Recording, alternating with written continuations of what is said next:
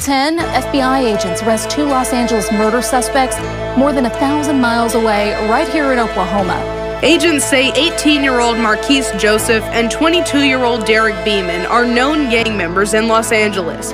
Witnesses told police the pair yelled, "Where you from?" before Joseph opened fire on. In today's video, we're going to be talking about Tiny Mad and his co-defendant Deuce Mac from the VNG Brims. We're going to break down the murder case and more, but let's get into it. On January 25th of 2016, somebody named Jarek Thomas would be shot on the corner of 54th Street and 9th Avenue. He was shot at 6:30 at night, and he would pass away at the age of 21.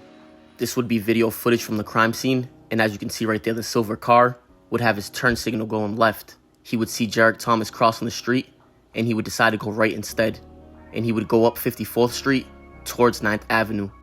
This would be the intersection right here, and they would take this right. They would then go all the way down to the next street, which would be 9th Avenue. They would then turn right onto 9th Avenue and park the vehicle over there. The shooter would then jump out once Jarek Thomas got to the corner, and he would open fire on him. But like we said, this happened at 6:30 at night, so there would be a witness on the corner of 54th Street and 9th Avenue in the apartment buildings. She would tell police that she'd seen the whole thing, and she would say that Thomas was walking towards her on 54th Street. She would then see another male walking up 9th Avenue wearing a jacket with his hands in his pocket. She would then say the man walking up 9th Avenue opened fire 3 to 5 times, turned around and walked away. The case would then go cold for a year, and they would post a reward for it. A $75,000 reward is being offered tonight for information leading to the arrest and conviction of a killer who fatally shot a young man in South LA. But a year and 4 months after Jarek Thomas passed away, somebody named Juan Ingraham would be shot on April 6th of 2017. The shooting would happen at a liquor store on the corner of 74th Street and Crenshaw Boulevard. A witness would tell police that 2 men and a woman would approach the group, and one of the men that approached the group would ask them if they knew any 60s around the neighborhood. Juan Ingraham would reply and say yeah, but he don't associate with them. The man who asked would then open fire on the group. There would be a bunch of witnesses that seen the whole thing, and somebody would call 911, and they would give the dispatch the license plate number of the vehicle that just fled the shooting. Police would then run that license plate, and it would come back to somebody named Stephanie Doughty. Police would then catch up with her early the next morning on April 7th of 2017. They would end up impounding her car, and inside her vehicle, they would find Tiny Mad's employee ID inside the center console. They would then question Stephanie Doughty, and they would tell her that her vehicle just left the scene of a murder yesterday. They would tell her there was witnesses that seen a female, and they would also have the license plate and everything on camera. She would say that she was in the passenger, and somebody named Walker was driving, while Tiny Mad, Deuce Mac, and somebody named Princess was in the back seat, and all 3 of them were the one that got out the vehicle. And as you can see right there, Stephanie Doughty would be Derek Beeman's cousin, who would be Deuce Mac. She would say a few seconds after they got out the vehicle, she would hear gunshots, and when they returned to the vehicle, she would see Tiny Mad holding a firearm. They would also play video of the shooting and have her identify who was who.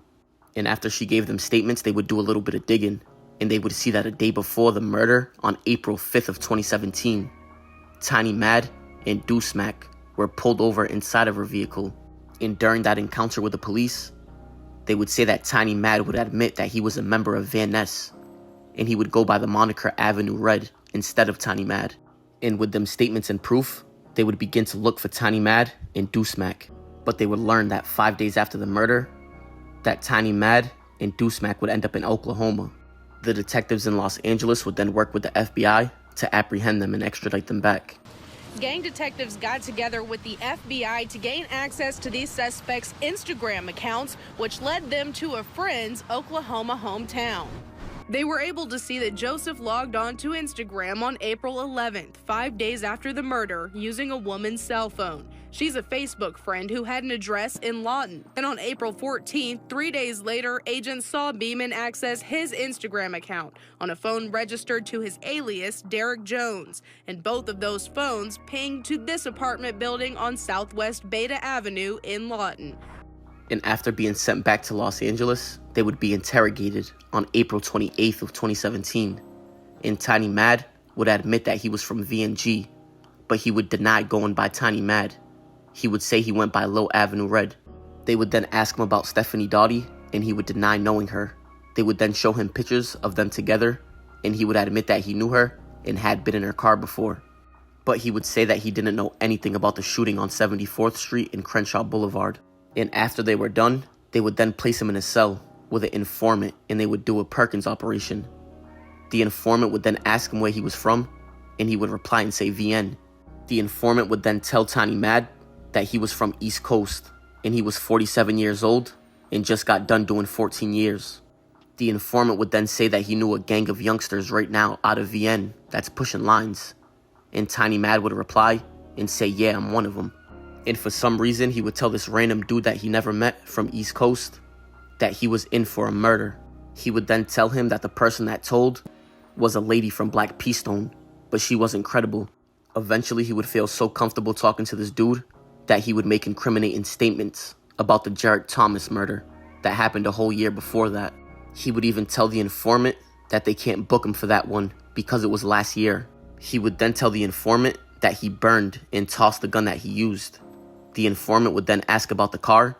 He would then say it was a rental that had no connection to his name. The informant would then say, are you sure the dude wouldn't tell on you that rented it?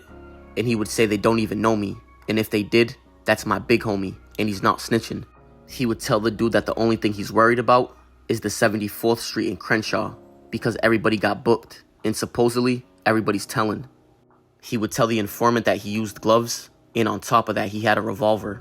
They would speak for 2 hours, and the whole entire thing was recorded. And after that conversation, police would go do some homework, and they would see that both victims were both hit with a .38 or a .357, which would be the two calibers from a revolver. They would also check his previous arrest dates, and they would see on March 9th of 2016, which would be a few months after the murder, he was arrested with a cell phone. And after that unrelated arrest, he would never go retrieve the cell phone from the police station, so it would be in their custody. They would then check that cell phone and see on the day of the murder, which would be January 25th, he called somebody named Gregory Bradley. They would then check cell phone data from both Tiny Mad's phone and Gregory Bradley, and they would see that they both pinged off a cell phone tower close to the crime scene. And they would eventually find out that Gregory Bradley rented a silver convertible from a rental agency from January 19th of 2016 to January 26th of 2016, which would be a day after the murder is when he returned it. They would say that Gregory Bradley and Deuce Mac were both accomplices to both murders, and they would say that Tiny Mad was the shooter for both of them. They would then sit in the county jail for the next few years, but on May 9th of 2022, they would begin jury trial. They would have Stephanie Doughty testify, and during that testimony while she was on the stand, she would hesitate on answering questions. And when the prosecutors asked her to identify Tiny Mad in the courtroom, she would ask to take a break. She would then tell them that she was in fear for her life and that she could get killed for testifying. And don't forget that they did a Perkins operation on Tiny Mad, and they would have a 2-hour conversation between him and the informant, and they would play that recording for the court. His defense would then say that it was unfair that they tried to elicit a testimony using somebody older, tougher, and in a rival gang, saying that since the person was bigger than him and in a rival gang, of course he would exaggerate his credentials and exaggerate what he did. They would say that the informant weighed over 200 pounds, was 47 years old, and did 14 years in prison, and he was from East Coast, which would be a rival gang to the Brims. He would then be convicted by a jury and found guilty on May 18th of 2022, and he was found guilty on both counts. He would then get 80 years to life for the first count on August 8th of 2022, and for the second count, he would get 40 years to life. And as you can see right here, he has to run both of them consecutive, so he would get a total of 120 years to life. But that right there would be the story of Tiny Mad from VNG Brims. And I'm sending my condolences and prayers to the families of Jarrett Thomas and Juan Ingraham. But that's going to wrap it up for this story. Comment, like, and subscribe. I appreciate y'all. It's Respectable Rants.